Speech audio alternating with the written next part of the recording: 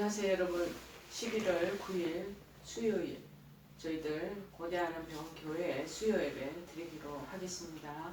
우리 다 같이 사도신경 고백하시겠습니다.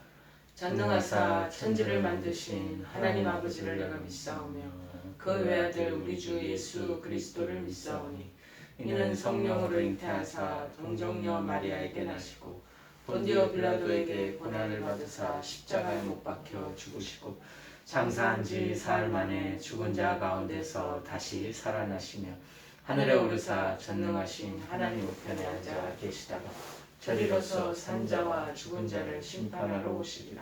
성령을 믿사오며 거룩한 공예와 성도가 서로 교통하는 것과 죄를 사하여 주시는 것과 몸이 다시 사는 것과 영원히 사는 것을 믿사옵나이다. 아멘. 오늘 하나님께서 저희들에게 주시는 말씀은 마태복음 6장 25절에서 33절 말씀 보시겠습니다. 신약성경 마태복음 6장 25절에서 33절 말씀입니다. 페이지수로 8쪽입니다. 8쪽 6장 25절에서 33절 다 찾으셨으니 제가 봉독해 드리겠습니다.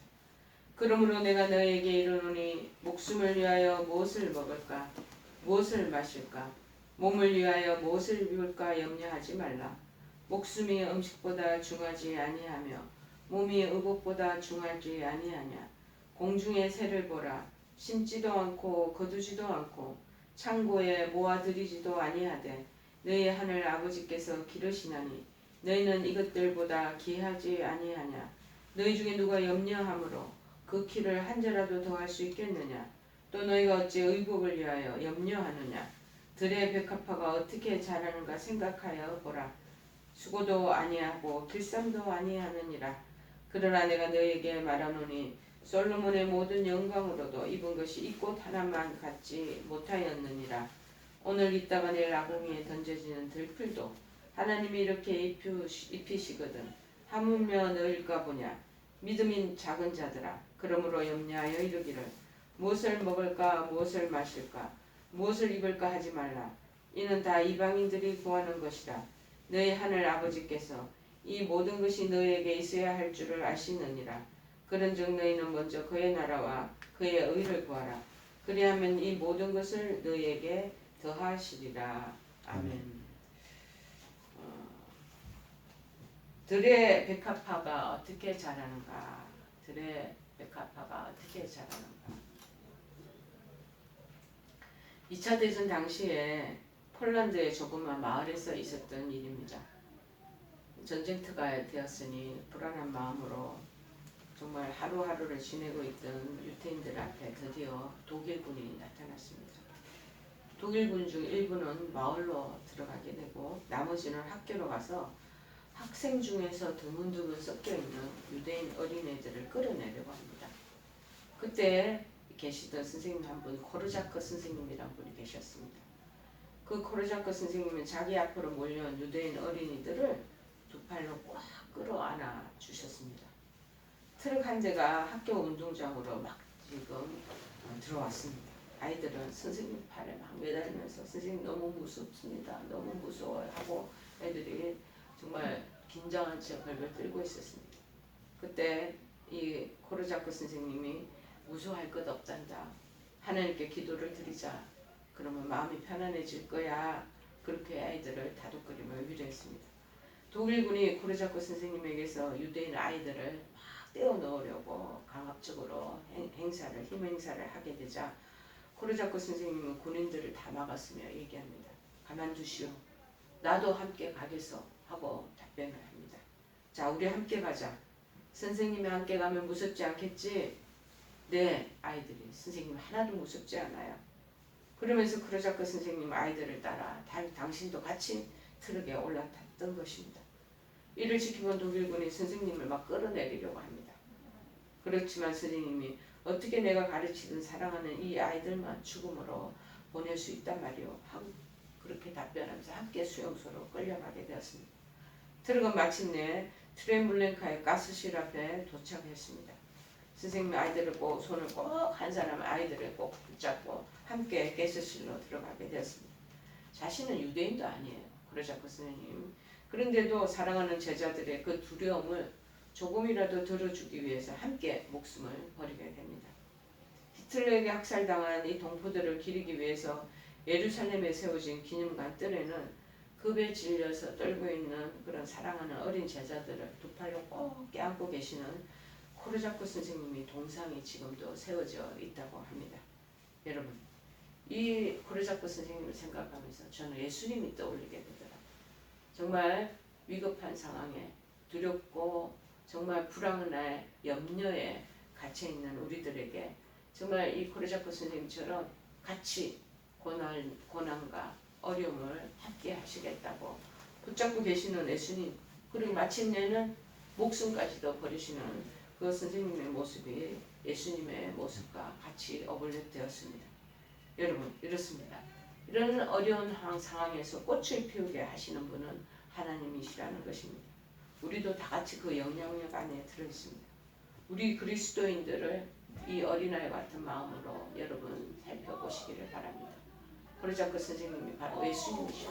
같이 끌어안고 계시는 모습을 우리가 상상해 보시기를 바랍니다.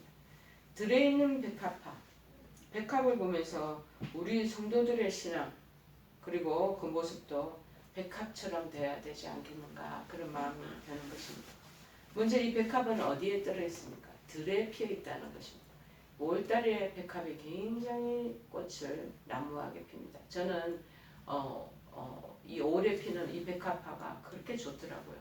특별히 교회 예배당에 들어가면 만약에 꽃꽂이 하시는 분들이 이 백합화 5월에 백합화 꽃꽂이를 하시고 나고 난 뒤 문 닫고 예배당에 들어갈 때 문을 열면 얼마나 그 향기가 강하게 그렇게 코를 찌르고 아름다운 향기가 전체 그 예배당 그 분위기를 다 그렇게 감싸안는지 얼마나 냄새가 향긋하고 좋은지 알 수 없습니다. 여러분, 광야라고 하면 이 세상을 상징하는 것 아니겠습니까? 이스라엘 백성들은 애굽에서 430년, 광야에서 45년을 살았던 사람들입니다. 그리고 젖과 꿀이 흐르는 마침내 가나안 땅으로 들어가게 됩니다. 요한의 복음 전파는 다른 곳이 아닌 요한도 광야에서 복음을 전파했습니다.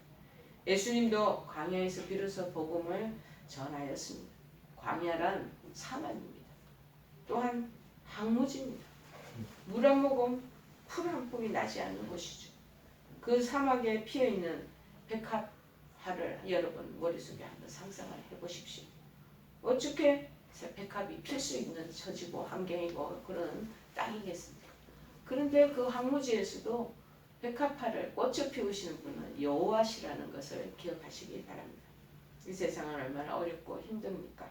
그러나 주님께서는 정말 이 세상에서 우리들에게 정말 보호자가 되시고 정말 꽃을 피우기 위해서 친히 우리에게 다가오셨습니다. 여러분, 우리가 사는 동네는 이 산속이 아닙니다. 교회가 산속에 있으면 예배당에 그 산속에 깊숙한 데 있으면 어찌 교인들이 찾아올 수 있고 주변의 사람들에게 빛을 발할 수가 있겠습니까? 교회는 세상과 떨어져서 사는 곳이 아니에요. 세상 속에 살아야 되는 것이 교회의 본분이고 정체성입니다. 그래서 오죽하면은 교회가 또 우리 그리스도인들이 숨어 사늘고 한적한 데 지내는 것이 아니라 세상에 그 더럽고 그 다음에 추악하고 힘들고 어려운 그 속에서 빛을 발하고 소금과 같은 역할을 해야 되는 것이 우리의 정체성의 본분이라는 것입니다. 여러분, 이 동네라는 것이 광야고 바로 상무지인 것입니다. 이런 곳 예수님께서 너희가 이 세상에서 환난을 당하나 담대하라고 말씀하셨습니다. 우리는 들에 핀 백합화이다라는 것을 기억하시기 바랍니다. 따스한 온실이나 그러한 전문가가 돌보는 식물원에 있는 것이 아니라 모진 바람과 시련과 어려움이 있는 광야와 같은 세상에서 사는 한 송이 백합화와 같다라는 것입니다. 세상과 신앙 속에서 얼마나 많은 성도들이 갈등을 가지고 살아가고 있습니까? 세상 속에 살면서 신앙을 굳게 지키는 것 쉬운 일이 아닙니다. 그러나 아름다운 백합이 꽃을 피우는 것 같이 그렇게 그런 신앙인으로 살아야 한다는 것을 우리에게 지금 상징적으로 보여주시지 않겠습니까? 이 백합은 들에 피어 있다라는 것입니다. 두 번째, 이 백합은 뿌리를 깊이 내려서 양분을 섭취하면서 자란다는 것입니다. 뿌리를 깊이 내려야 합니다. 돌밭에 뿌린 씨앗은 얼마나 며칠 못 가서 다 말라 시들어 버립니다. 그것은 뿌리를 내리지 못한 결과이겠죠. 모든 식물이 다 그렇듯이 백합도 뿌리를 내려야 하는 것입니다. 환경이 좋지 않을수록 뿌리를 깊이 내려야 합니다. 그래야 죽지 않고 살아남지 않겠습니까? 뿌리가 없으면 얼마 못 가서 다 시들어 죽고 맙니다. 여러분의 신앙에는 뿌리가 있는지요? 그 뿌리는 뭔가? 믿음이라는 것입니다. 주님을 영접한 신앙의 뿌리가 되어야 하겠습니다. 내가 언제 예수님을 믿기로 했다는 확실한 뿌리가 있어야 합니다. 이것을 우리는 구원의 확신이라고 말씀하고 있겠죠. 에베소서 3장 7절에 17절에 말합니다. 믿음으로 말미암아 그리스도께서 너희 마음에 계시고 너희가 사랑 가운데서 뿌리가 박히고 터가 굳어져서 그렇게 말합니다. 골로새서 2장 7절에도 말합니다. 그 안에 뿌리를 박으며 세움을 입어서 교훈을 받은 대로 믿음에 굳게 서서 감사함을 넘치게 하라. 그렇게 말합니다. 여러분, 뿌리를 깊이 내려 양분을 섭취하는 우리가 되기를 바랍니다. 또한 이 뿌리를 깊이 내리는 이 백합화는 그 뿌리를 물이 있는 쪽으로 뿌리를 내려야 되는 것입니다. 시편 1편 3절의 말씀이 생각이 나네요. 저는 시냇가에 심은 나무가 시절을 쫓아서 과실을 맺으며 그 잎사귀가 마르지 아니함 같으니 그 행사가 다 형통하리로다. 여러분, 엘리야가 가문으로 피신할 때가 있었습니다. 하나님께서 그를 그리스도가로 숨게 하셨습니다. 왜 그러냐? 물이 있었기 때문이 아니겠습니까? 자, 그래서 그리스도가에 그렇게 머물고 숨게 되어 이 물은 무엇을 의미하는 것입니까? 여러분, 그냥 우리가 마시는 물, 손 씻는 물, 그것을 의미하는 것, 그것도 맞지만 쉽게 얘기하면은 무엇보다 영적으로는 하나님의 말씀에 기초를 둔 뿌리가 내려져야 된다는 것입니다.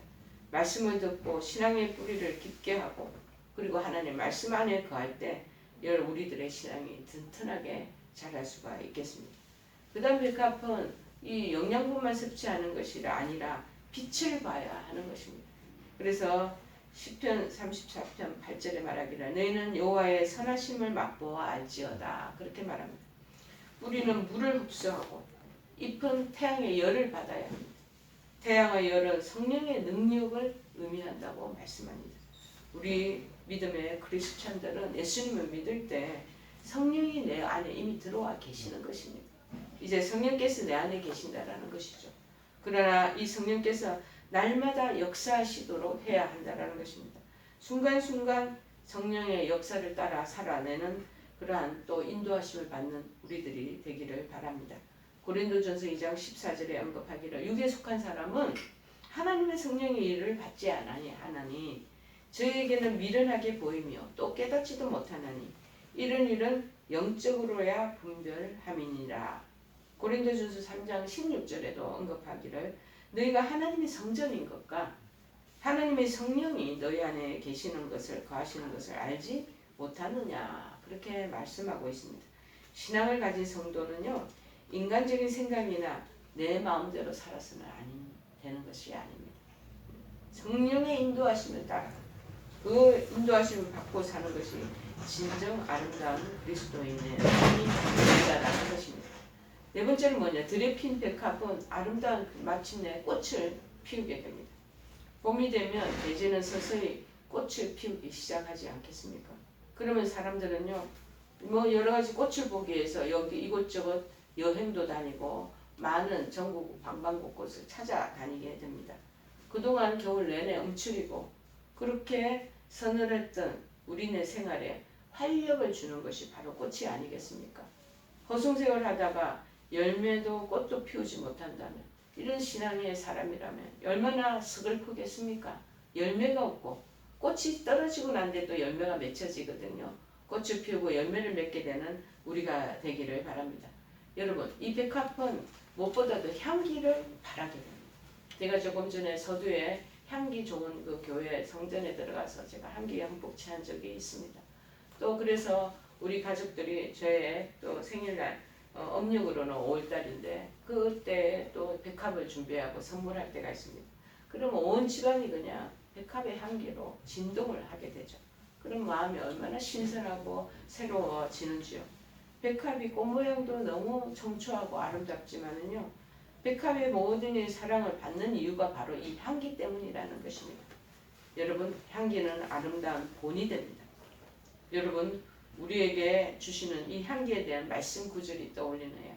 고린도후서 2장 15절에 말씀합니다. 우리는 구원 얻는 자들에게나 망하는 자들에게나 하나님 앞에 그리스도의 향기니. 그리고 고린도후서의 2장 15절에 말합니다. 우리 다 그리스도의 향기임을 명심하시고 아름다운 꽃향기를 드러내는 그런 삶이 되기를 바랍니다. 그 다음에 이 향기가 바로 그리스도인의 사명이 된다는 것입니다. 여러분, 누가복음 14장 34절에 소금이 좋은 것이나 소금이 만약 그 맛을 잃어버리면 무엇으로 짜게 하리요, 그렇게 말하고 있습니다. 소금이 짠맛이 그 사명이라면 꽃은 향기가 자신의 사명이 되고, 향기가 없는 꽃, 어쩔 때는 꽃이 이렇게 가까이 가는데 향기 없는 꽃이 있더라고요. 그럼 뭐 이게 무슨 꽃인가 그런 마음이 들 때가 있습니다. 보기도 좋고 모양은 좋고 그런데 향기가 없다. 그러면 그 향기 없는 곳에는 나비도 찾아오지도 않고요, 벌도 찾아오지 않습니다. 그 여러 가지 좋은 곤충들도 찾지 않는 그런 꽃이 되어버리는 겁니다. 우리 그리스도인들도요, 향기를 드러내야지 좋은 나비와 좋은 그러한 벌이 찾아들지 않겠습니까? 여러분, 빌립보서 4장 18절에 말씀하기를 내게는 모든 것이 있고 또 풍부한지라 에바브로디도 편에 너희의 준 것을 받음으로 내가 풍족하는 이는 받으시마는 향기로운 제물이요 하나님을 기쁘시게 한 것이라. 이와 같이 그리스도인들의 사명은 향기를 바라야 한다는 것입니다. 사랑의 향기를. 우리는 향기를 바라고 있습니까? 아니면 연기를 바라고 있습니까? 향기는 다른 사람들에게 기쁨을 줍니다. 그런데 연기는 다른 성도들에게 괴로움을 끼치게 하는 것이라는 거예요. 연기보다 향기를 바라는 아름다운 신앙인이 되어야 할 줄을 믿습니다. 또 세 번째 향기는 그리스도인의 희생을 묘사하고 있습니다. 식물은 왜 식물들에게 음악을 많이 틀어준다고 해요? 바하곡을 틀어주는 그런 식물원도 있다고 합니다. 꽃과 식물과 자연에 대한 우리의 무지와 편견을 섬뜩할 정도로 적나라하게 드러낸 책이 있습니다. 이 책은 꽃의 향기의 기능을 잘 설명해 주고 있습니다. 벌이나 나비에 의해서 꽃가루 바지라 하는 식물도 일단 꽃가루를 받으면요, 금세 향기가 사라진대요. 꽃잎 역시 시들고 말아버린다는. 책상에 놓아있는 겨울 2월달 정도 되면 졸업식 때 이 프레지오를 많이 선물하는 꽃다발 그런 선물을 받습니다. 이 프레지오 꽃의 향기는 결국 벌을 만나지 못한 꽃의 스름이 뿜어내는 향기라는 것입니다. 그래서 이 바하의 이 곡이, 음악이 굉장히 효과가 있다라고 언급하는 그런 식물은 전문가들이 있습니다. 식물은 아주 점의 묵직한 소리가 만들어내는 바하의 이 오르간 음악을 좋아한다는 실험 결과를 제시한 적이 있습니다. 하지만 이 대목에서 저자는 바하의 음악을 우리네 모내기 타령이나 김매기 가락으로 연결시키는 그러한 것들을 얘기한 적도 있습니다. 음조가 아주 낮고 단순하게 깔리는 이 노동요야말로 어린 벼 이삭들에게 굉장히 위안과 자극을 주는 것입니다. 이게 바로 이제 서양식 음악으로는 바하의 음악이 된다고 얘기합니다. 바하의 무반주 첼로곡은 정말 아름답습니다. 한번 들어보십시오. 마음을 굉장히 안정적으로 이끌고 그리고 평안으로 이끄는 그런 놀라운 효과도 있습니다. 그런데 그러면서 이 책을 쓴 꽃과 음악에 대한 책을 쓴 이 저자는 정말 온실 속에 그 하초를 매일 쓰다듬으면서 자라 그리고 소곤대면서 정말로 때 이른 때 이른 꽃을 피운다고 하는 것이죠. 잘한다 그러기도 하고 또 잠자라고 잘하고 또 그렇게 음악을 들려주면서 얘기를 한다는 것이 그런 놀라운 은총이 있다는 것입니다. 이 향기의 기능이 저는 참 놀란 것 같습니다. 자신의 존재를 알립니다. 이 백합이라는 존재가 향기를 바라면서 자기의 존재를 막 아주 주변에 많은 사람들에게 향기로 막 날리지 않겠습니까? 그래서 특히 짝짓기가 가능하도록 상대방을 유인하는 기능을 한다라는 것입니다. 곤충에서 그래서 꽃가루를 받은 꽃은 그런데 향기를 잃어버리면 시들어버린다. 그러니까 향기가 있어야 된다는 거죠. 우리 이 자연의 향기와 같이 우리에게도 신앙에도 이 향기가 있어야 되는 거예요. 향기를 잃어버리면 그거는 신앙인의 정체성을 잃어버리는 것과 같다라는 것입니다. 근데 정말 이렇게 꽃이 향기를 발해서 새로운 생명을 남기면 자신은 시들어버리는 그 꽃을 보면서 우리의 정체성 향기도 바라지만 꽃향기를 드러내고 시들어버리는 희생적인 예수님을 우리가 떠올리게 되지 않겠습니까? 그래서 에베소서 5장 2절에는 말입니다. 그리스도께서 너희를 사랑하신 것 같이 너희도 사랑 가운데서 행하라. 그는 우리를 위해 자신을 버렸다. 꽃향기를 드러내면서 자신을 버려서 향기로운 제물과 생축으로 하나님께 드리셨느니라. 그렇게 말하고 있습니다. 여러분, 이 드레핀 백합에게는 고귀한 이런 향기와 그러한 희생감 그리고 놀라운 생명력이 있다는 것을 우리가 기억하시기를 바랍니다. 들에서 죽은 백합은 백합이 아니죠. 시들은 백합이 아니고 피어있는 백합이 되어야 된다는 것입니다. 죽지 않고 시들지 않고 피어있는 그 꽃은 생명이 있다는 것을 의미하지 않겠습니까? 이 백합의 향기가 진하고 아름답고 생명이 살아있다는 것을 증거하듯이 우리의 신앙인들도 정말 향기를 드러내며 희생과 그 다음에 많은 사람들에게 정말 하나님이 주시는 믿음의 그런 사랑을 드러낼 때 마침내 그 생명력을 그들에게 선사하게 되는 것이라 믿습니다. 여러분, 생명 없는 빛깔의 화려함에 유혹되지 마시기를 바랍니다. 세상은 생명이 없는 그 빛깔, 아름다운 빛깔, 화려한 것으로 난무합니다. 그러나 색깔의 그 화려함이 중요한 것이 아닙니다. 향기를 드러내고 고귀한 생명력이 있다는 것을 우리가 인정하고 그래서 우리가 살아 생전에 하나님께 감사와 영광을 돌리며 그 향기를 뿜어내는 드레핀 백합과 같은 우리가 되기를 간절히 축원해 드립니다. 우리 찬송가 몇 장이죠? 242장. 242장 찬송하시겠습니다.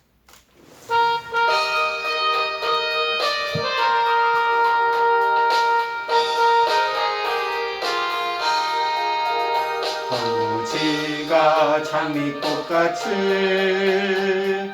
피는 것을 볼 때에 구속함에 노래 부르며 거룩한 길 다니리. 거기 거룩한 그 길에 오는 구름 없으리. 낮과 같이 맑고 밝은 거룩한 길 다니리. 하나님의 아름다움과 그의 영광 볼 때에 모든 괴로움 잊어버리고 거룩한 길 다니리. 거기 거룩한 그 길에 검은 구름 없으리. 낮과 같이 맑고 밝은 거룩한 길 다니리. 마른 땅에 샘물 터지고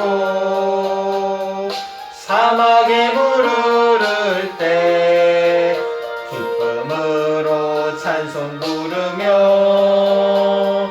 거룩한 길 다니리.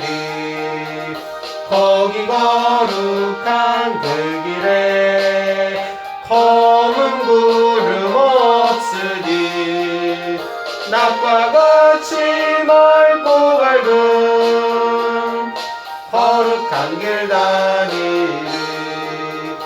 거기 악한 짐승 없으니 두려울 것 없겠네. 평안함과 즐거움으로 거룩한 길 다니리. 거기 거룩한 그 길에 낮과 같이 맑고 밝은 거룩한 계단이니 거기 죄인 전혀 없으니 거룩한 자뿐이라 주님 주신 면류관 쓰고 거룩한 계단이니 거기 거룩한 그 길에 검은 구름 없으니 낮과 같이 맑고 밝은 거룩한 계단이니. 우리 다 같이 주기도문으로 수요예배 마치겠습니다. 하늘에 계신 우리 아버지여, 이름이 거룩히 여김을 받으시오며 나라의 마옵시며 뜻이 하늘에서 이룬 것 같이 땅에서도 이루어지이다. 오늘날 우리에게 일용할 양식을 주옵시고 우리가 우리에게 죄 지은 자를 사하여 준 것 같이 우리의 죄를 사하여 주옵시고 우리를 시험에 들게 하지 마옵시고 다만 악에서 구하옵소서. 내게 나라와 권세와 영광이 아버지께 영원히 있사옵나이다. 아멘.